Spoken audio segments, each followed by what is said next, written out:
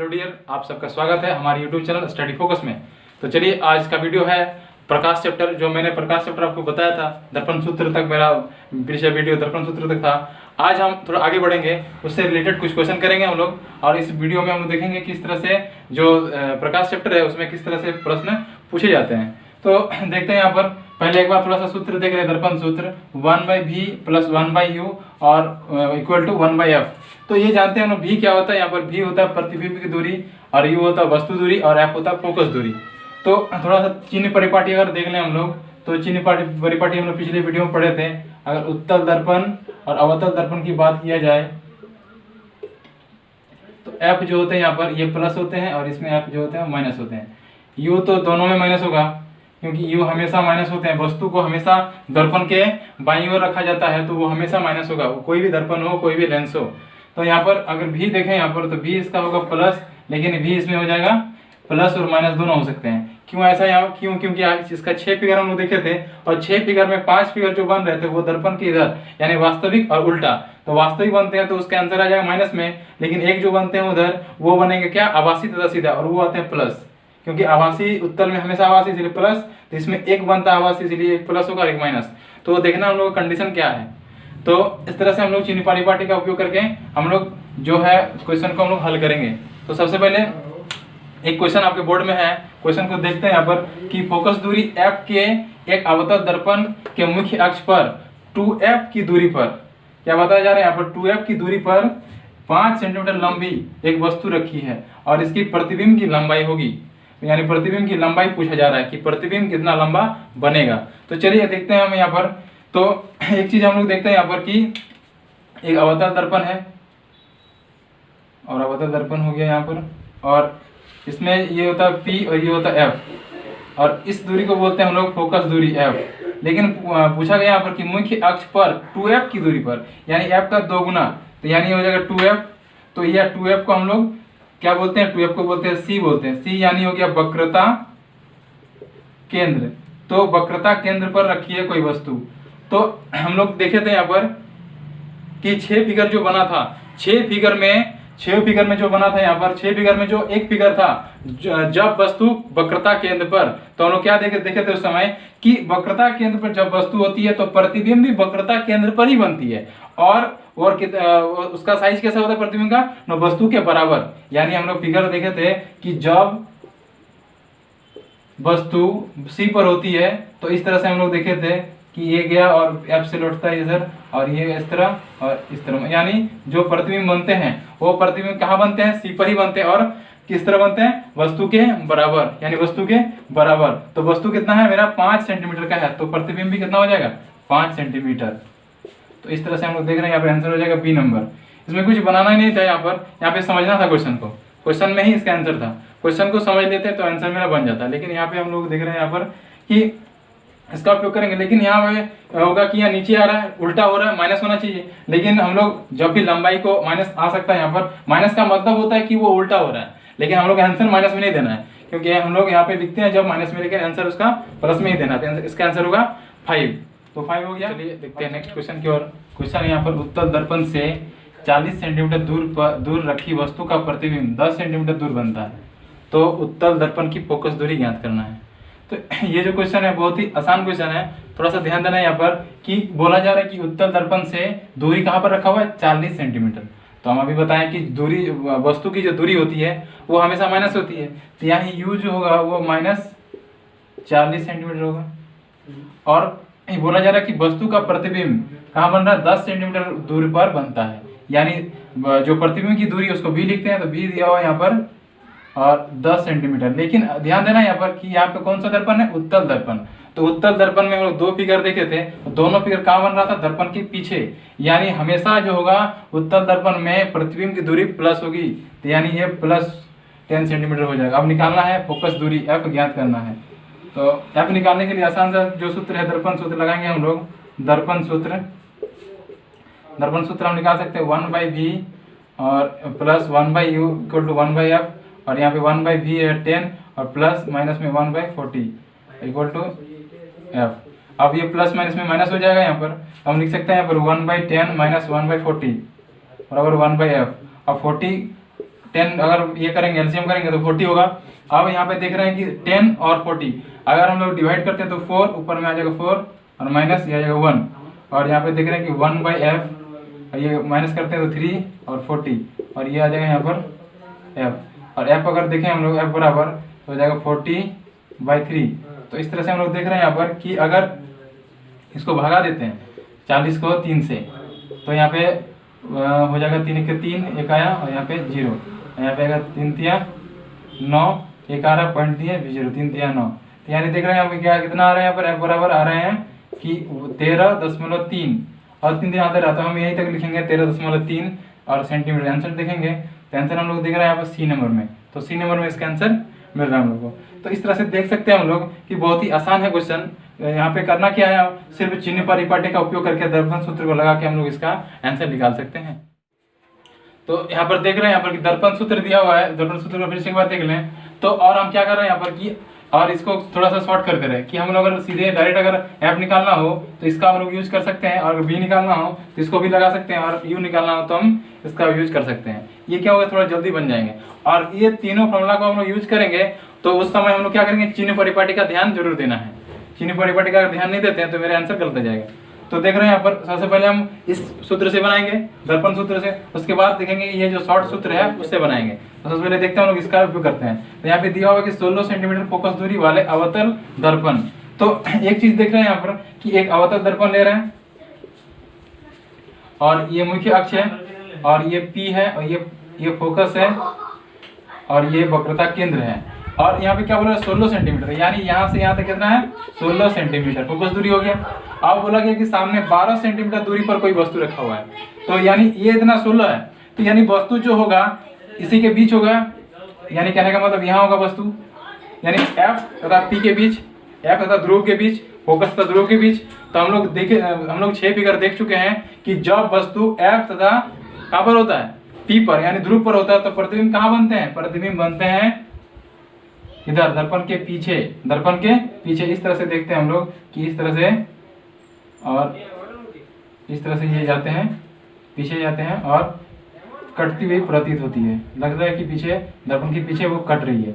यानी प्रतिबिंब कहाँ बनते हैं, दर्पण के पीछे सीधा बनते हैं और आभासी बनते हैं। तो इस तरह से हम लोग ध्यान लगा सकते हैं यहाँ पर कि कोई भी जो क्वेश्चन दिया जाता है उस क्वेश्चन को अगर देखें, मान देखें और देखें कि वस्तु कहाँ पर है और हम 6 फिगर जानते हैं, उसके हिसाब से हम अनुमान लगा सकते हैं कि प्रतिबिंब कहाँ बनते हैं, कहाँ बनेंगे और इसकी स्थिति कैसी होगी।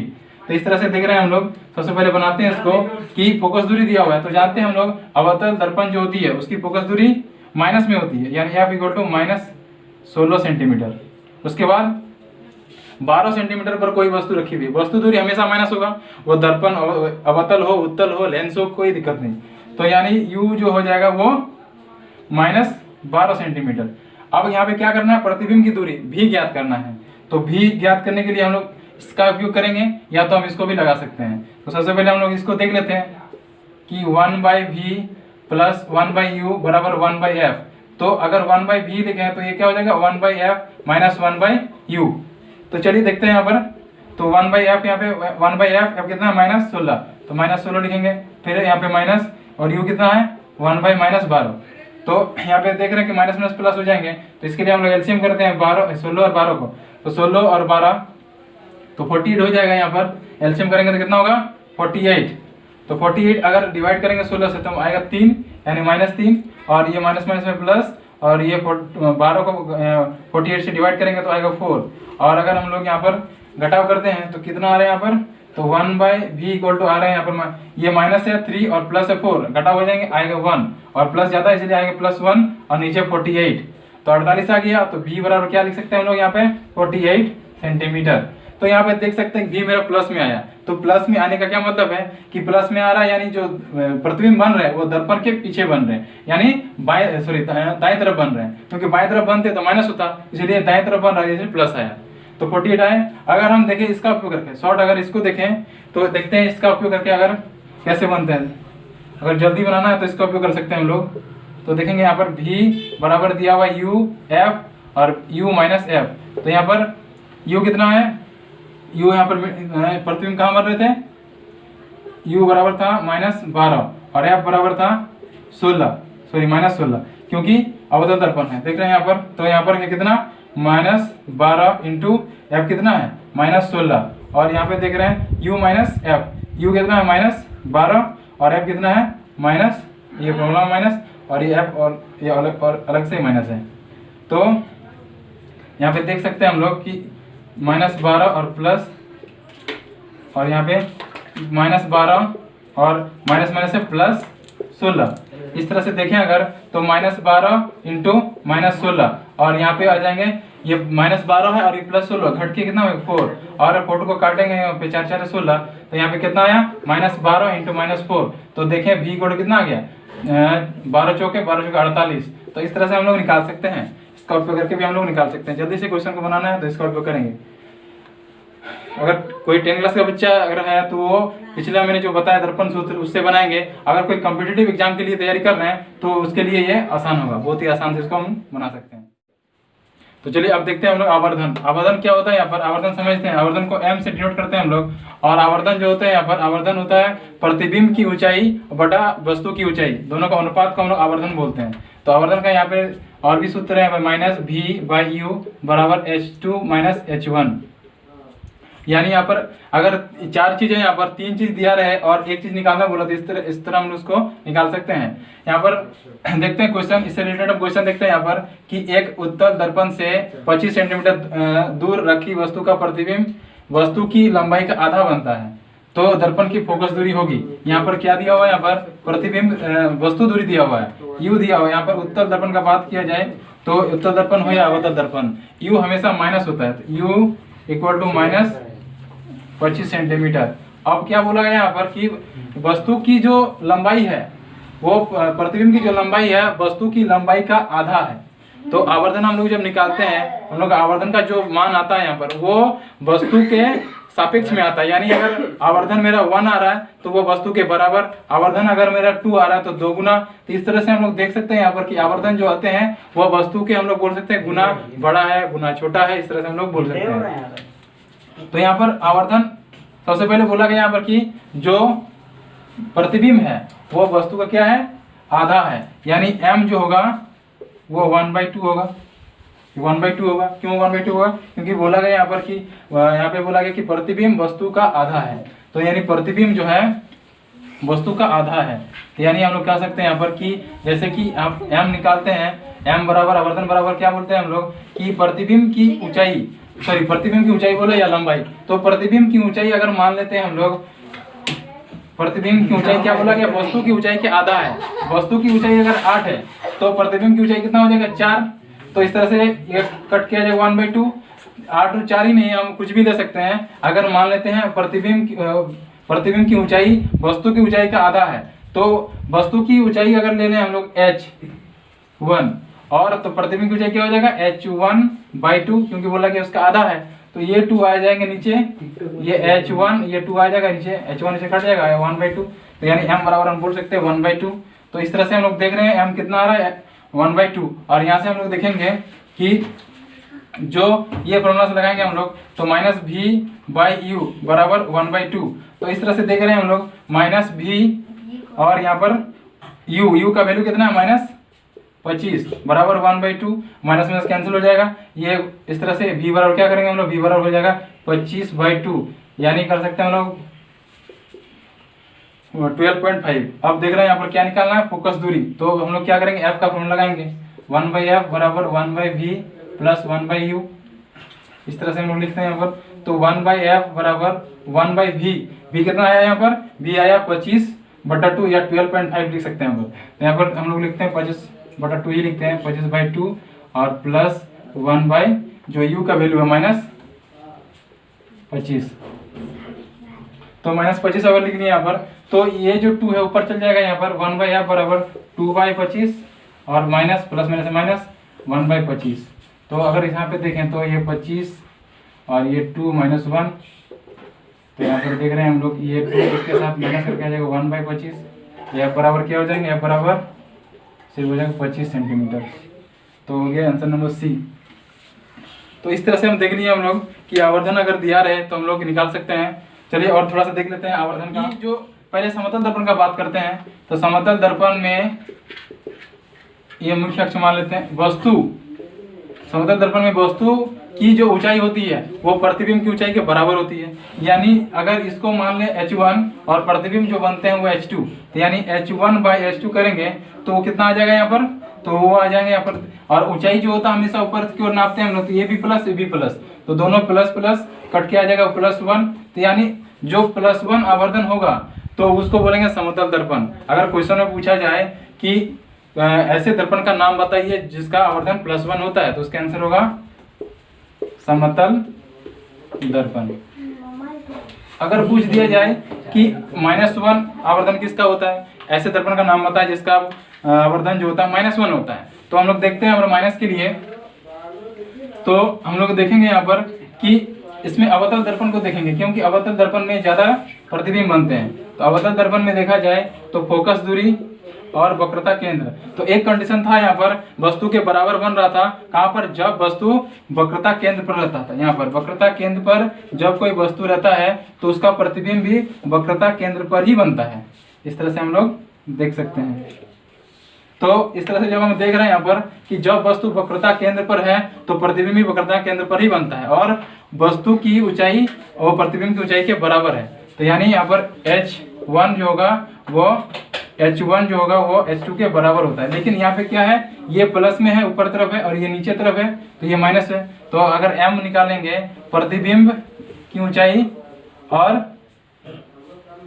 वस्तु की ऊंचाई, तो दोनों बराबर है, तो h1 हम लिख सकते हैं, यहाँ पर कट के आ जाएगा -1। तो देख रहे हैं यहाँ पर कि -1 आवर्धन किसका आ रहा है यहाँ पर, तो अवतल दर्पण का जो आवर्धन होता है वो -1 होता है। तो चलिए आवर्धन को अगर देख लें हम ध्यान से यहाँ पर कि ये बनाते हैं मान, अगर 0 इधर 1 इधर 2 इधर -1 -2, तो अगर देखा जाए कि -1 कब होता है आवर्धन, तो अवतल दर्पण में -1 होता है जब वस्तु कहाँ पर हो, वक्रता केंद्र पर हो। अभी हम लोग देखा था। अब देख रहे हैं यहाँ पर कि पूछा जाए कि +1 कब होता है, तो +1 अवतल दर्पण में नहीं समतल दर्पण में होता है। जैसे कि हम लोग घर में आईना में देखते हैं, तो घर में क्या होता है यहाँ पर कि हमारी जितनी ऊंचाई है हमारा प्रतिबिंब उतना ही बड़ा बनता है। तो यानी समतल दर्पण पर बनने वाले प्रतिबिंब वस्तु के बराबर होता है, यानी उसका आवर्धन जो होगा वो +1 होता है। अब देख रहे हैं यहाँ पर कि 2 कब होता है, यानी जो +2 होगा वो कब होगा। तो एक कंडीशन हम लोग पढ़े थे अवतल दर्पण में ही, हम एक कंडीशन पढ़े थे कि जब वस्तु F और वक्रता केंद्र के बीच हो तब तो प्रतिबिंब कहाँ बनते हैं, दर्पण के पीछे बनते हैं, दर्पण के पीछे। यानी ये कहने का मतलब 2 नहीं, 1 से ज्यादा, 1 से ज्यादा। 2 का कहने का मतलब यहाँ पर कि 1 से ज्यादा अगर आवर्धन आ रहा है, यहाँ पर प्लस में 1 से ज्यादा अगर आवर्धन आ रहा है, तो इसका मतलब होता है कि प्रतिबिंब कहाँ पर है, सॉरी वस्तु कहाँ पर है, वस्तु है फोकस और ध्रुव के बीच है। वस्तु कहाँ पर है, फोकस और P के बीच है, तब जाके उसका 1 से ज्यादा आ रहा है। अब -2 को देखते हैं कि -2 कब आता है यहाँ पर, तो -2 में x में भी देख सकते हैं अवतल दर्पण। तो अवतल दर्पण यहाँ पर देख रहे हैं कि जब वस्तु C और F के बीच हो, जब वस्तु कहाँ पर हो, C तथा F के बीच, तो इस तरह से हम लोग देख सकते हैं। तो कहाँ बनते हैं यहाँ पर, ये पीछे बनते हैं, कहाँ बनते हैं, C से परे बनते हैं, यानी अनंत और वक्रता केंद्र के बीच बन रहे हैं, तब ये -2 में आता है। ये -2 कहने का मतलब है कि -1 से ज्यादा, ऐसा नहीं कि -2 ही होगा, -2 से मतलब -1 से ज्यादा होगा। -1 से मतलब 1.5 2, इस तरह से 1 से -1 से 1 से अगर ज्यादा होगा, कहने का मतलब ये माइनस में ज्यादा नहीं बोल सकते इसको, ये कम ही होता है, लेकिन मतलब 1 से ज्यादा अगर हो, माइनस में 1 से ज्यादा हो, तो उसका क्या, उसको हम क्या बोलेंगे कि वस्तु कहाँ पर है, वक्रता केंद्र और F के बीच है, तब जाके क्या हो रहा है, यहाँ पर पीछे बन रहा है। तो इस तरह से हम लोग, तो इस तरह से देख लिए हम लोग आवर्धन से कि किस तरह आवर्धन का मान देखकर ही हम बता सकते हैं कि वस्तु कहाँ पर है और प्रतिबिंब कहाँ बन रहे हैं। तो ये वीडियो रहा आवर्धन का। अब नेक्स्ट वीडियो में मिलते हैं, तब तक के लिए नमस्कार, और मेरे वीडियो को ज़्यादा से ज़्यादा शेयर कीजिए और सब्सक्राइब भी कीजिए, और इससे रिलेटेड क्वेश्चन बनाइए। अभी तो लॉकडाउन चल रहा है, आप घर में रहिए और आपको ज़्यादा से ज़्यादा समय मिल रहा है, तो इसके लिए आप ज़्यादा से ज़्यादा क्वेश्चन बनाइए, और कहीं पे अगर डाउट हो तो आप जरूर हमें कमेंट करके बताइए। आपका कमेंट का हमें इंतजार रहेगा। तब तक के लिए धन्यवाद।